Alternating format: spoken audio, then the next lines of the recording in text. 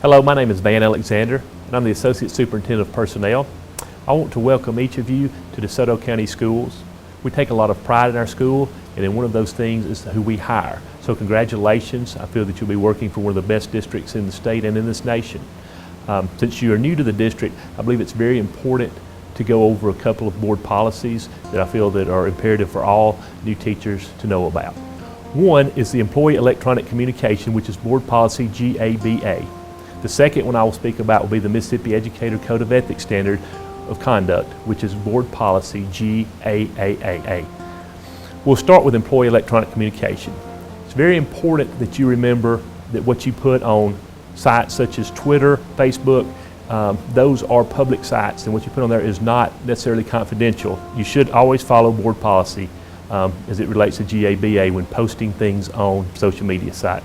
There are a few examples that I'll cover. The entire board policy is available at our website, www.desotocountyschools.org. I encourage each of you to go to that website where you can see the board policy in its entirety. However, I just want to hit on a couple of highlights, things that would be a violation of our board policy. One of those would be to communicate with students, parents, and other employees and have comments that would not be acceptable in face-to-face conversation. Another thing would be to share any student's educational information or another employee's personal information.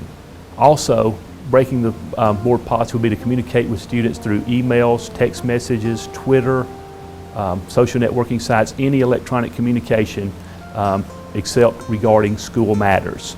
If the school matters, of course, that's acceptable. A good example of this is oftentimes coaches have what they call group text. If they have a change of practice time, they can group text those players. Things involving school matters is acceptable. However, anything else that's not related to school and communication with those students through these sites we discussed would be violation of the board policy. It would be a violation to post on any sites, including social network sites such as Facebook and Twitter, any data, documents, photos, any information that at the discretion of the superintendent reflects poorly on the character of yourself or the characters of others that are employed in this school district. And if you notice, it's not at the discretion of the employee, it is at the superintendent's discretion. So it's very important if you feel there's any thing that might be controversial to what you're about to post, it's very simple. Do not post it if it can be taken in a negative light for this district.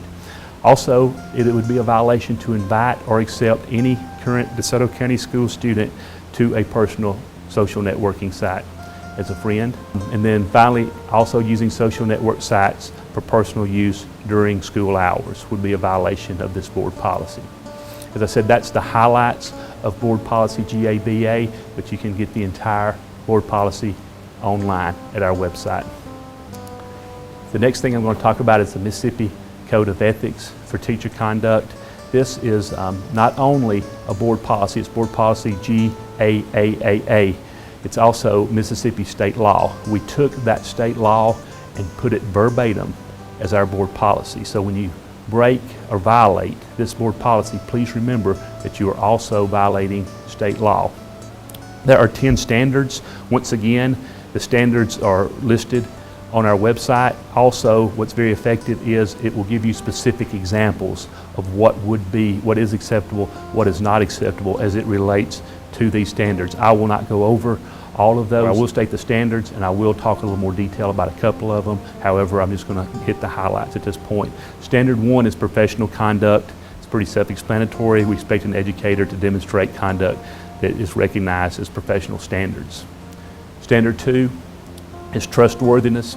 An educator should exemplify honesty and integrity in the course of his or her professional practice and should knowingly not engage in deceptive practices that would violate DeSoto County Schools Board policies.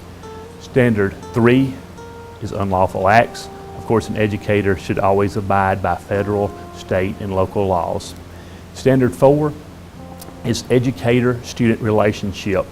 An educator should always maintain a professional relationship with students. This is the one I would like to discuss in a little more detail as it relates to this board policy, educator-student relationships. Some examples of if you violate this standard, If there's a question that you violated the standard, not only does the school district do an investigation, but also, unlike the other standards listed, the MDE is reported. We report this to the MDE immediately to give them the information, and they do their own investigation.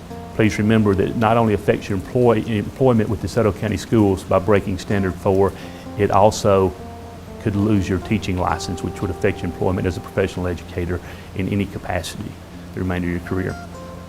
I would like to hit at some unethical actions that would violate the policy. I'm not going to, of course, name them all, but I do want to hit some specifics. Some are pretty much common sense, such as child abuse or any unlawful sexual acts.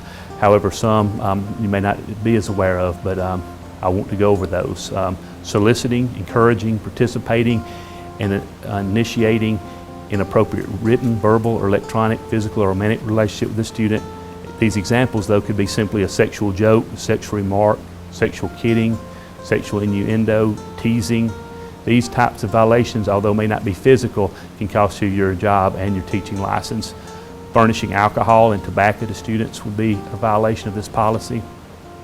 Standard 5 deals with educator-collegial relationships. And just, of course, an educator should always maintain a professional relationship with colleagues both in and outside the classroom. Standard 6 is alcohol, drug, and tobacco use or possession. And this, basically states that an educator should refrain from those type of uses at school or be under the influence of those type things at school. Standard 7 is public funds and property, and it's just, of course, saying that we should never misappropriate funds or use these and commit any crimes with what we're given. Standard 8 is remunerative conduct, and this states that an educator should maintain integrity with students, colleagues, and parents, and patrons or businesses when accepting gifts, gratuities, favors, or any additional compensation. Standard 9 is maintenance of confidentiality. This simply means that we have to comply with state and federal law when it comes to student records, standardized test material, or any other information that's covered with confidentiality agreements. Finally, Standard 10 is breach of contract or abandonment of employment. Once you sign a contract with the DeSoto County Schools and you're under that contract, you can't then make a decision to move to another part of the state and leave that job. That's job abandonment, and you can lose your teaching license for that. I want to once again welcome you to DeSoto County Schools.